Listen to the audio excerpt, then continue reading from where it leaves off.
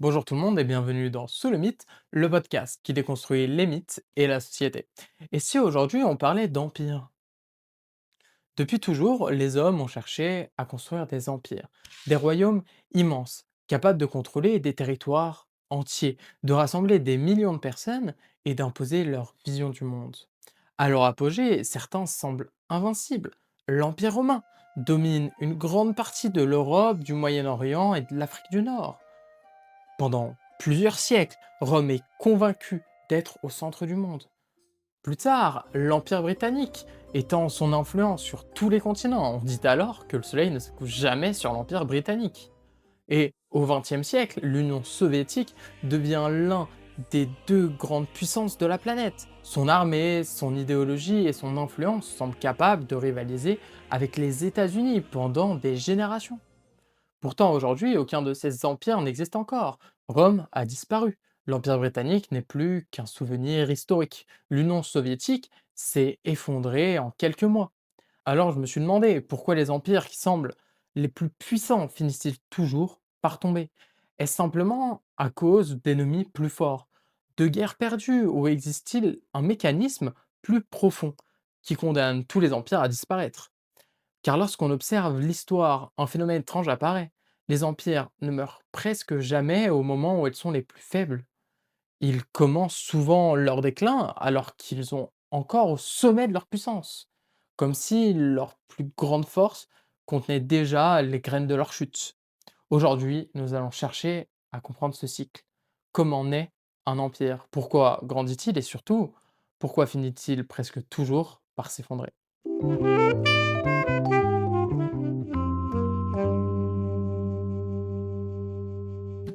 Pour comprendre pourquoi les empires tombent, il faut d'abord comprendre un paradoxe. Un empire ne commence généralement pas son déclin parce qu'il est faible, mais bien souvent, il commence à devenir fragile au moment où il atteint son apogée. Car un empire grandit grâce à ses victoires. Chaque conquête apporte de nouvelles richesses, de nouveaux territoires et de nouvelles populations. Au début, l'expansion semble être un cercle vertueux. Plus l'Empire gagne, plus il devient puissant. Mais progressivement, quelque chose change. Chaque nouveau territoire conquis devient aussi une nouvelle responsabilité. Il faut construire des routes, installer une administration, déplacer des soldats, maintenir l'ordre, protéger les frontières, toujours plus éloignées. La conquête, qui semblait être une source de puissance, devient progressivement un poids. L'Empire romain illustre parfaitement ce phénomène. Pendant plusieurs siècles, Rome étend son territoire autour de la Méditerranée. Elle contrôle des régions immenses avec des cultures, des langues et des peuples très différents. Mais chaque nouvelle province demande une présence militaire, une administration. Plus Rome s'étend, plus elle doit dépenser d'énergie pour maintenir son propre système. La frontière de l'Empire devient immense et défendre un territoire aussi vaste devient un défi permanent. Des siècles plus tard, l'Empire britannique rencontre un problème similaire. Au sommet de sa puissance, il possède des territoires sur tous les continents. Son réseau commercial est mondial, sa marine domine les océans. Mais contrôler un empire aussi dispersé demande des ressources considérables. Il faut des navires partout dans le monde, des administrations dans les colonies, des forces militaires capables d'intervenir à des milliers de kilomètres. La grandeur de l'empire devient aussi une contrainte. Pour l'Union soviétique, c'est un phénomène différent, mais avec une logique assez proche. Son influence s'étend sur une immense zone, notamment en Europe de l'Est. Elle cherche à maintenir son statut de superpuissance face aux États-Unis. Mais cette ambition a un coût. La compétition militaire, le contrôle de son territoire et le maintien de son influence extérieure demandent des ressources énormes. L'Empire dépense une partie importante de son énergie à rester un empire.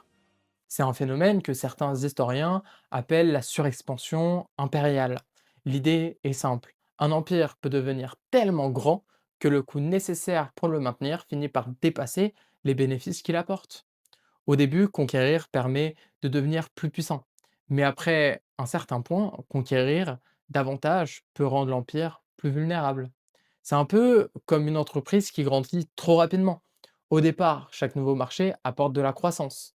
Mais un jour, la structure devient trop complexe. Les décisions ralentissent, les coûts augmentent et ce qui faisait sa force devient une faiblesse. L'histoire semble donc révéler une première règle. Les empires tombent pas uniquement parce qu'ils perdent leur puissance. Ils peuvent tomber parce qu'ils n'arrivent plus à supporter le poids de leur propre puissance. Mais l'expansion n'est qu'une partie du problème, car même un empire immense peut survivre, à condition d'avoir les moyens de financer et de maintenir cette grandeur. Et c'est justement là qu'apparaît le deuxième piège, le coût du pouvoir.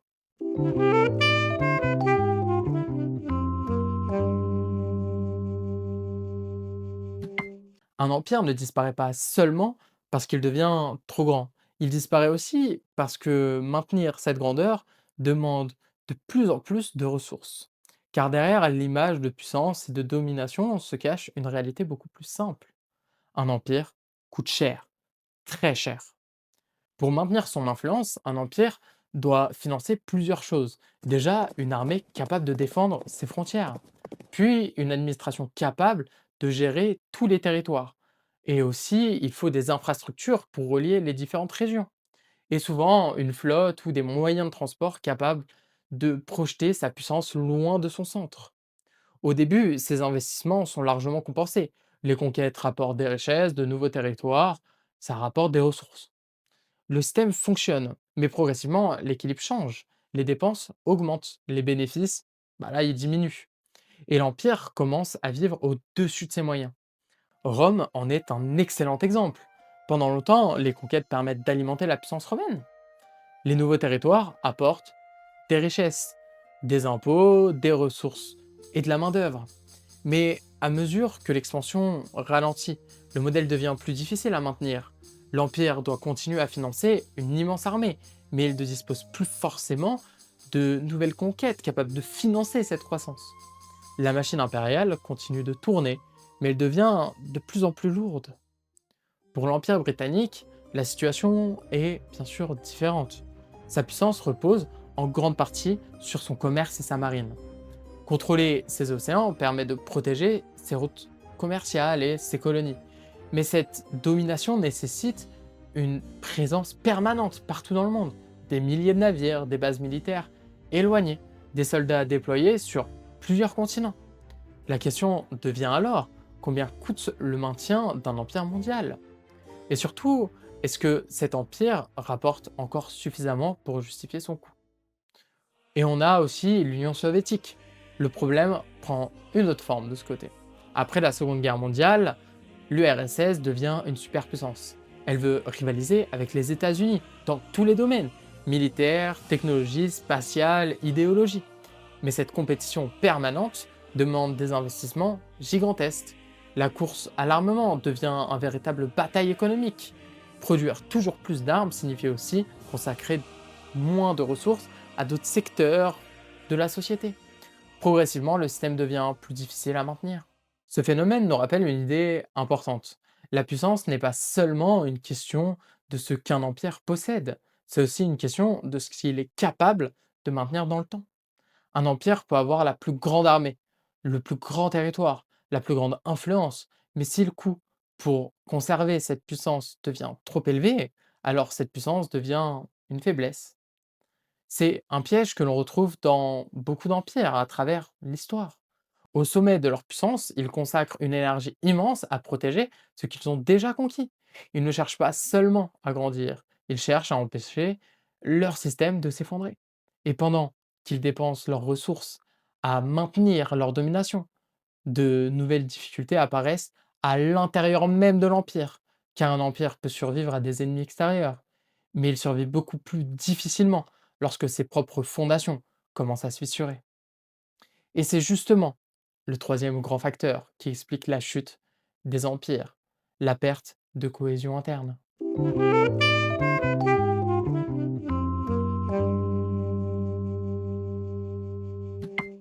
Lorsque l'on imagine la chute d'un empire, on pense souvent à une image spectaculaire, une invasion, une grande bataille, un ennemi qui a franchi les frontières.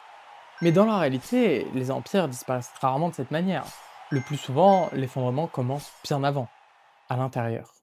Car un empire ne tient pas uniquement grâce à son armée. Il tient grâce à un équilibre fragile entre plusieurs éléments. Une population qui accepte le pouvoir en place, une administration qui fonctionne, une économie capable de soutenir le système. Et surtout, une idée commune qui donne une raison d'appartenir à cet empire. Lorsque cet équilibre disparaît, l'empire commence à perdre sa cohésion.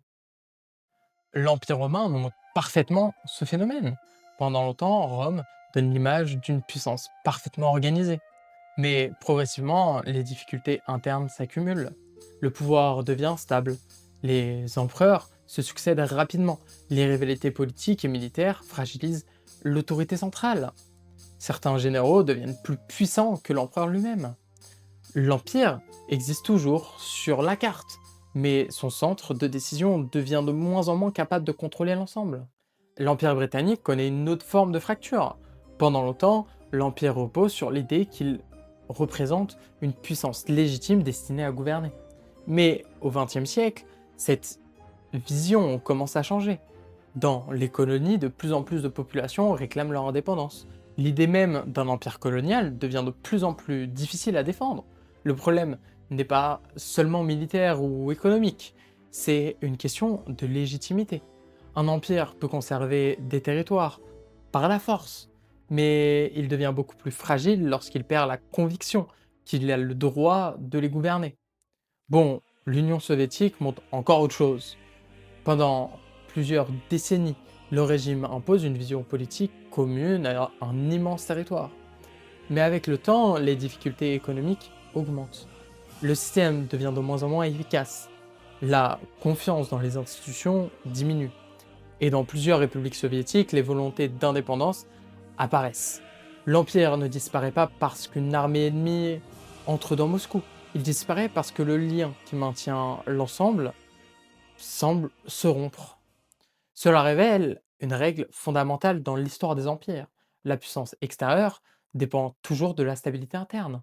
Un empire peut avoir les meilleures armes, les plus grandes richesses, le plus vaste territoire, mais s'il perd la confiance de ceux qui le composent, sa puissance devient de plus en plus fragile.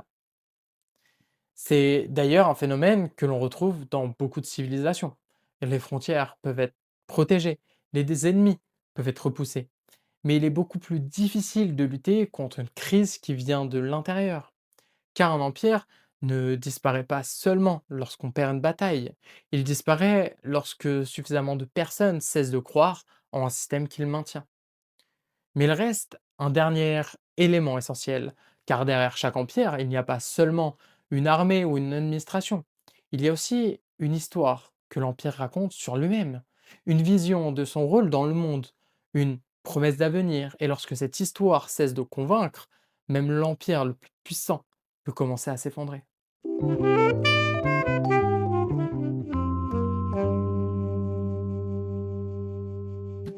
Un empire ne repose pas uniquement sur des soldats, des frontières ou des richesses. Il repose aussi sur une idée, une histoire que les dirigeants racontent, mais aussi que la population finit par accepter. Car pour qu'un empire dure, il ne suffit pas qu'il soit puissant, il faut qu'il ait une raison d'exister. Rome ne se voyait pas simplement comme un territoire conquis par la force. Les Romains avaient une vision particulière de leur empire.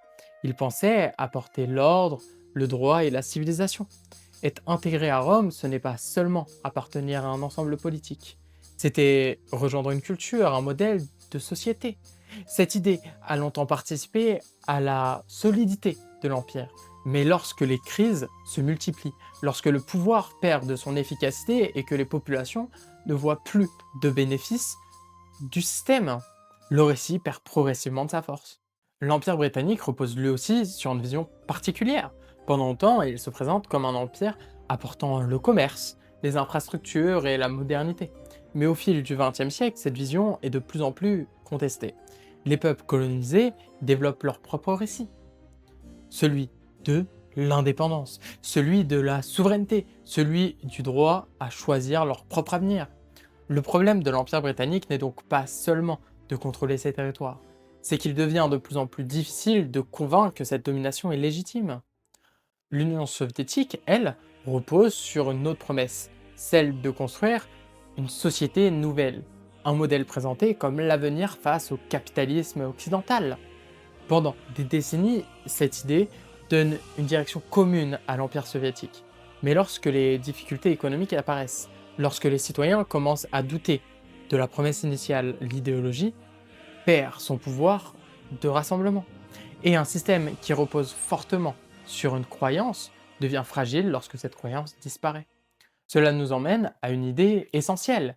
Les empires ne sont pas seulement construits avec des armes, ils sont construits avec des histoires. Des histoires qui expliquent pourquoi ils existent, pourquoi ils méritent de durer, pourquoi les populations doivent accepter les sacrifices nécessaires pour les maintenir. Mais lorsqu'une société ne croit plus à cette histoire, le pouvoir peut encore contrôler, il peut encore imposer, mais il devient beaucoup plus difficile de maintenir un empire sur le long terme. C'est peut-être l'une des grandes leçons de l'histoire. La force peut créer un empire, l'organisation peut le faire grandir, mais seule une vision capable de relancer peut réellement le faire durer. Alors, si tous les empires semblent suivre ce même cycle, une question reste ouverte. Existe-t-il une règle qui condamne tous les empires à disparaître? Ou certains pourraient-ils réussir à échapper à cette logique?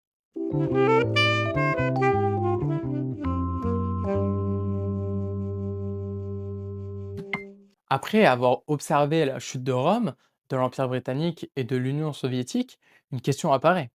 Est-ce simplement une succession de coïncidences historiques ou existe-t-il un mécanisme commun qui explique pourquoi les empires finissent par disparaître? Les historiens débattent encore de cette question. Il n'existe pas de formule permettant de prévoir exactement quand un empire va tomber. Mais en observant l'histoire, un cycle semble souvent apparaître. Tout commence généralement par une période de naissance. Un empire apparaît dans un contexte particulier. Il possède un avantage, une meilleure organisation, une nouvelle technologie, une armée plus efficace ou une idée capable de rassembler les populations. Cette supériorité lui permet de s'étendre. Vient ensuite la phase d'expansion. L'empire accumule les victoires, son territoire grandit, sa richesse augmente, sa culture influence le monde autour de lui. C'est souvent la période où il semble invincible, mais c'est aussi le moment où les premières fragilités apparaissent, car plus un empire grandit, plus il devient difficile à gérer. Puis arrive la phase de surexpansion. L'empire devient trop vaste, les frontières deviennent trop longues, les coûts augmentent, les décisions deviennent plus complexes. Le système qui avait permis sa réussite commence à devenir un poids. Ensuite apparaissent les crises internes. Les inégalités augmentent, les divisions politiques s'intensifient. La population perd confiance. L'idée qui unissait l'Empire devient moins convaincante. Et progressivement, l'Empire perd sa capacité à se renouveler.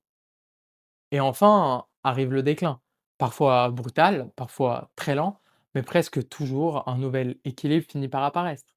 Une nouvelle puissance émerge, un nouvel ordre relance l'ancien. Ce cycle ne signifie pas que tous les empires sont identiques. Chaque civilisation possède son histoire, ses particularités et ses propres raisons de disparaître. Mais une constante semble revenir, les empires ne tombent pas uniquement parce qu'ils sont vaincus. Ils tombent lorsqu'ils ne parviennent plus à évoluer.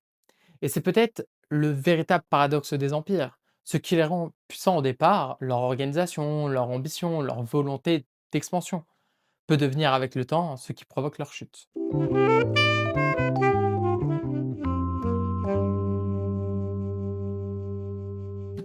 Pendant longtemps, on a raconté que les empires disparaissaient parce qu'ils étaient vaincus.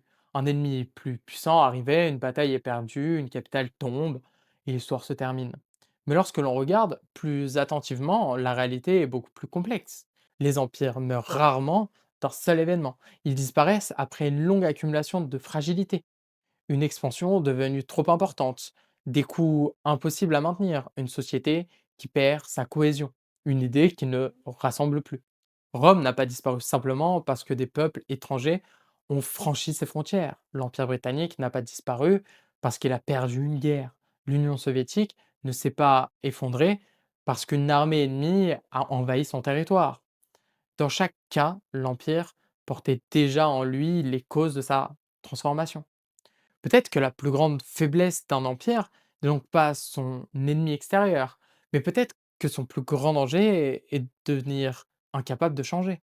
Car un empire doit constamment résoudre une contradiction impossible. Il doit rester assez puissant pour conserver son influence, mais assez flexible pour s'adapter à un monde qui évolue.